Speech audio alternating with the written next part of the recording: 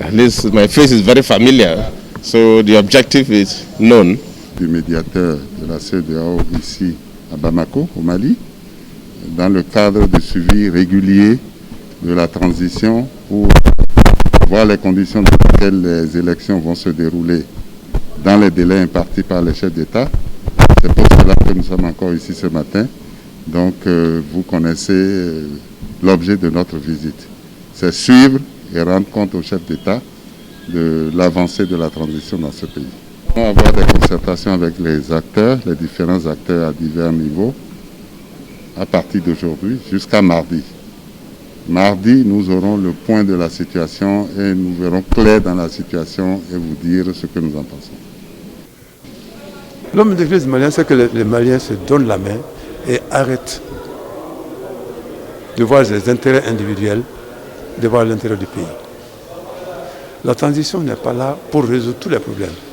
Elle peut tout au plus rassembler les problèmes et dire, bon, vous qui venez, voilà ce que nous avons trouvé, les causes de nos malheurs, devenez les médecins pour nous sortir de ces malheurs. Et ce sera la mission de ceux qu'on va élire prochainement. C'est ce que vous avez dit à la CEDEAO. C'est ça que nous avons souhaité.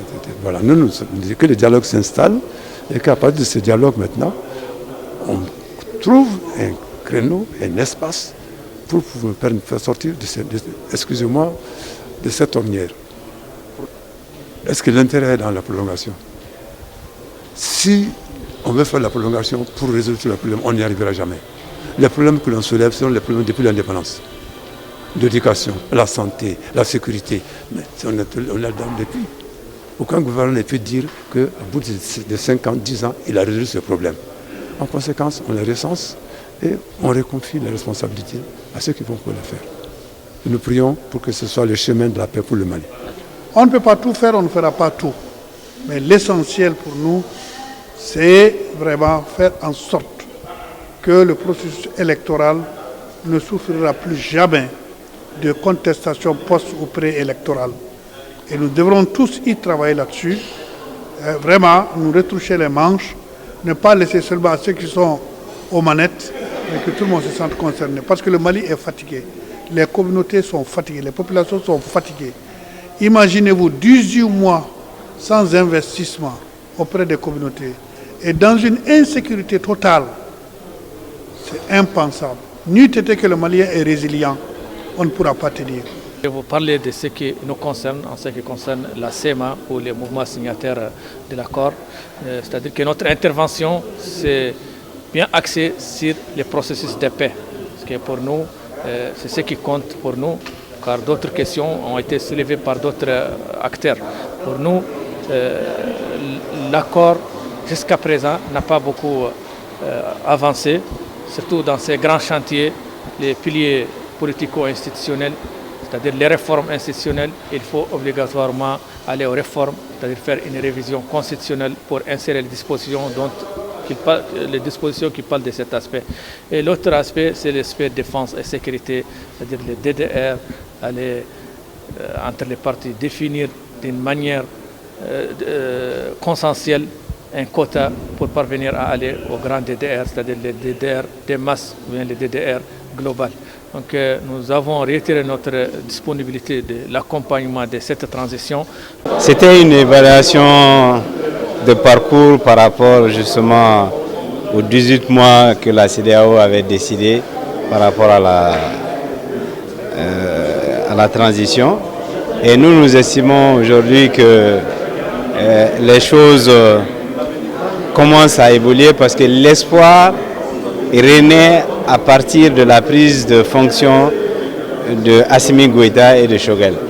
Parce que les 9 mois, pour nous, c'était dans la continuité. Et 9 mois dans la continuité, nous estimons aujourd'hui que ce n'est pas une course juste pour trouver un président de la République. Nous voulons que, parce que les mêmes causes produisent les mêmes effets. Nous ne voulons pas d'une transition bâclée. Ceux qui se précipitent aujourd'hui pour qu'on aille aux élections souhaitent peut-être qu'il y ait d'autres coups d'État. Et nous ne souhaitons pas, nous pensons qu'il faudrait que nous allions avec esprit dans des élections libres, crédibles et transparentes et que le peuple souverain du Mali puisse s'exprimer pour une fois Et c'est ça le plus important. En tout cas, nous estimons de notre part que nous n'avons pas d'épée Damoclès sur la tête. Et les assises de la refondation doivent définir en réalité ce que nous devons faire ensemble. Mais il faut se mettre à la tâche.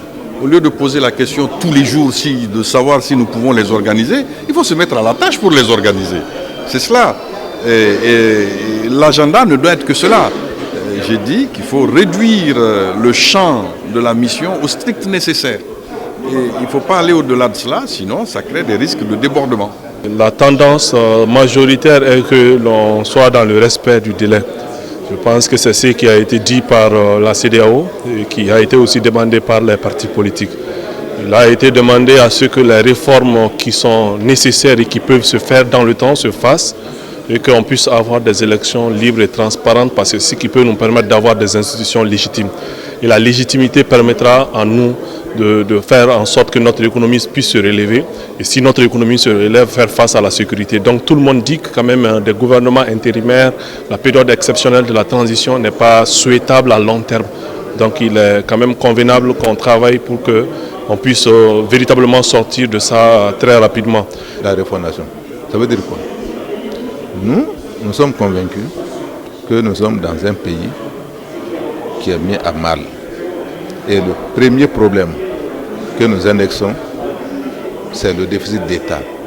À la limite, on n'a pas d'État. Donc il faut qu'on réhabilite l'État, il faut qu'on ait un État. Si c'est cela qu'ils appellent les refondations, je comprendrai. Mais alors, en ce moment, pourquoi faire des jeux de mots? Donc, les assises de la refondation, c'est pour aller dire quoi de nouveau. On en fait tellement de forums. Le dernier, c'était le dialogue national inclusif. C'est vrai que les tenants des assises nationales de la refondation sont, pour la plupart, des gens qui ont refusé de venir au dialogue national inclusif. Alors c'est quoi? Ils veulent organiser aussi leur déni? Mais puisqu'ils ont refusé de venir au déni, alors ceux qui ont fait le déni auront le droit de refuser de venir à leurs assises. Ces jeux-là, nous estimons qu'ils n'en vaut pas la peine. Aujourd'hui, nous devons nous concentrer sur l'essentiel. Et pour nous, l'essentiel, c'est fondamentalement deux choses. Faire des efforts pour améliorer la sécurité.